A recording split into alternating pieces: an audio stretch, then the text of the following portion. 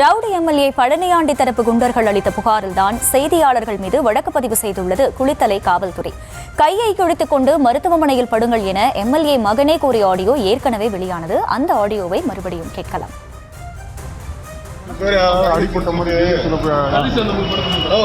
கையில கிழிச்சிக்க முடியுமா? வேலை செஞ்சவங்க, வேலை செய்யறவங்க யாராவது ஜிஹெச்சில் மிருகத்தையும் செல்வத்தையும் ஓகேவா அடிப்பட்ட மாதிரி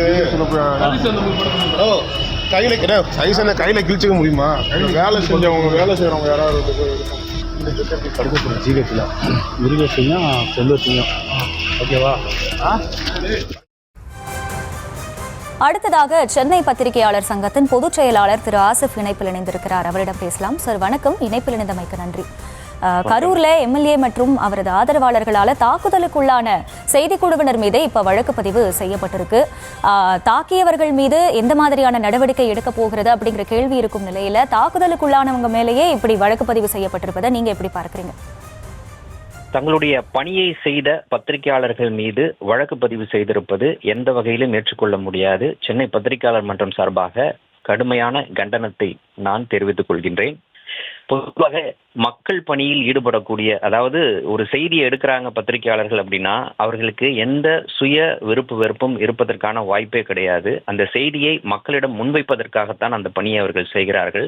தமிழ்நாடு முழுவதும் இவ்வாறாக மேற்கொள்ளப்படக்கூடிய பல்வேறு சட்டத்திற்கு புறம்பான நடவடிக்கைகள் தொடர்பாக தகவல் அறியும் பட்சத்தில் அந்த தகவலை உறுதி செய்வதற்காக களத்திற்கு சென்று அதை உறுதி செய்வது அப்படின்றது பத்திரிகையாளர்களுடைய கடமை. அந்த வகையில்தான் கரூரில் இப்படியாக ஒரு கல்குவாரி செயல்படுகின்றது, அது சட்டத்திற்கு புறம்பாக செயல்படுகின்றது என்ற தகவல் கிடைத்ததன் அடிப்படையில் அதை அப்படியே செய்தியாக்காமல் அதை உறுதி செய்ய வேண்டும் என்ற எண்ணத்தில் அவர்கள் களத்திற்கு சென்றிருக்கிறார்கள்.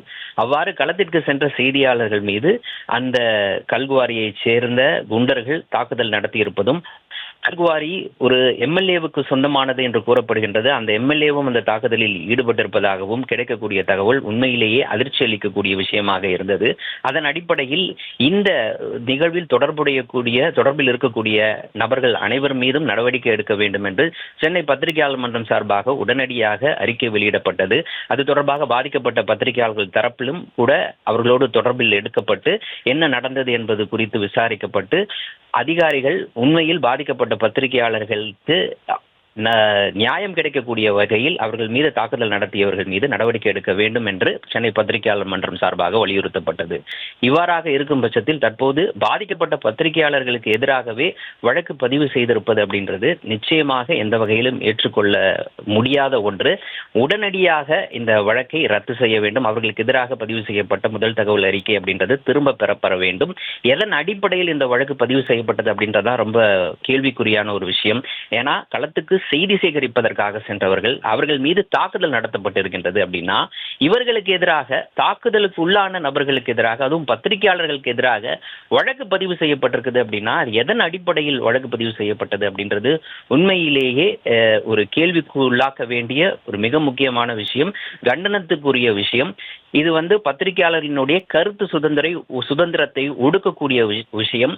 மக்களுக்கு ஆதரவாக மக்கள் பக்கம் நின்று அல்லது இப்படிப்பட்ட அநீதிகளுக்கு எதிராக யாரும் குரல் எழுப்பக்கூடாது, அதிகார வர்க்கத்திற்கு எதிராக யாரும் குரல் எழுப்பக்கூடாது. அவ்வாறாக குரல் எழுப்பினால் அவர்கள் தாக்கப்படுவார்கள். அது மட்டும் இல்லாமல் அவர்கள் மீதே வழக்கு பதிவு செய்யப்படும் அப்படின்ற மாதிரியான ஒரு நிலைமை ஏற்பட்டுச்சுன்னா அது எந்த வகையிலும் ஏற்றுக்கொள்ள முடியாத, அது உடனடியாக முளையிலேயே கிள்ளி எறிய வேண்டிய ஒரு விஷயமாகவே சென்னை பத்திரிகையாளர் மன்றம் கருதுகின்றது. அந்த வகையில் இந்த வழக்கு, இவர்கள் மீது பதிவு செய்யப்பட்டிருக்கக்கூடிய இந்த வழக்கை திரும்பி பெறுவதற்கான அனைத்து முயற்சிகளிலும் அனைத்து வேலைகளிலும் சென்னை பத்திரிகையாளர் மன்றம் ஈடுபடும் என்பதையும் இந்த இடத்தில் நான் பதிவு செய்து கொள்ள விரும்புகிறேன். சார், இப்ப ஏற்கனவே சென்னை பத்திரிகையாளர் சங்கம் சார்பாக அறிக்கை வெளியிடப்பட்டு கடும் நடவடிக்கை எடுக்கணும் அப்படிங்கிறத வலியுறுத்தினதாகவும் சொல்லியிருக்கீங்க. இப்ப அடுத்த கட்டமா ஏதேனும் நடவடிக்கை எடுப்பதற்கான வாய்ப்புகள் இருக்கும்? கண்டிப்பாக நான் ஏற்கனவே சொன்னது போல இப்படிப்பட்ட ஒரு நடவடிக்கை அப்படின்றது வெறும் அந்த பத்திரிகையாளர்களுக்கு எதிரானதாக மட்டும் நாங்க பார்க்கல. ஒட்டுமொத்தமாக பத்திரிகை சமூகத்தினுடைய அந்த கருத்து சுதந்திரத்தை ஒடுக்கக்கூடிய ஒரு நடவடிக்கையாகத்தான் நாம பார்க்கிறோம். ஆகவே இப்படிப்பட்ட ஒரு விஷயத்தை இப்போது நாம் அனுமதித்தோம் என்றால் இது தொடர்ந்து அது ஒரு போக்காகவே மாறுவதற்கான வாய்ப்பு இருக்கின்றது. அது ஒரு மிக அபாயகரமான ஒரு விஷயமாக நாங்கள் கருதுகின்றோம். நாளைக்கு யாருக்கும் எதிராக எந்த செய்தியையும் யாரும் தைரியமாக வெளியிட முடியாத ஒரு சூழல் ஏற்படுவதற்கான வாய்ப்பு இருக்கின்றது.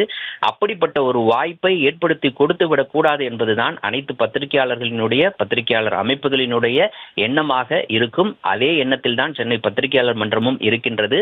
அந்த வகையில் இப்படிப்பட்ட ஒரு விஷயம் எதிர்காலத்தில் நடைபெறாமல் தடுக்க வேண்டும் என்றால் நிச்சயமாக இந்த பாதிக்கப்பட்ட 2 பத்திரிகையாளர்களுக்கும் நீதி கிடைப்பதை உறுதி செய்ய வேண்டும். அவர்களுக்கு நீதி கிடைப்பது 2 வகையில். ஒன்று, தற்போது கிடைக்கக்கூடிய தகவலின் அடிப்படையில் அவர்கள் மீது பதிவு செய்யப்பட்டிருக்கக்கூடிய வழக்கு திரும்பி பெறப்பட வேண்டும். இரண்டாவதாக, அவர்கள் மீது தாக்குதல் நடத்தி இருக்கக்கூடிய அந்த குண்டர்களுக்கு எதிராக அவர்கள் யாராக இருந்தாலும் சரி, அவர்கள் எந்த உயரத்தில் இருந்தாலும் சரி, அவர்களுக்கு எதிராக வழக்கு பதிவு செய்வதை உறுதி செய்ய வேண்டும். இந்த 2 விஷயங்களும் உடனடியாக நடைபெற வேண்டும். இதற்காக சென்னை பத்திரிகையாளர் மன்றம் மற்ற பத்திரிகையாளர் பத்திரிகையாளர்களோடு இணைந்து நிச்சயமாக இந்த நீதியை அந்த பாதிக்கப்பட்ட பத்திரிகையாளர்களுக்கு பெற்றுத் தருவதற்கான அனைத்து விஷயங்களையும் செய்வோம் என்று உறுதியளிக்கிறேன். நிச்சயமாக இணைப்பில் இணைந்து உங்களுடைய கண்டனங்களையும் கருத்துக்களையும் பதிவு செய்தமைக்கு நன்றி சார்.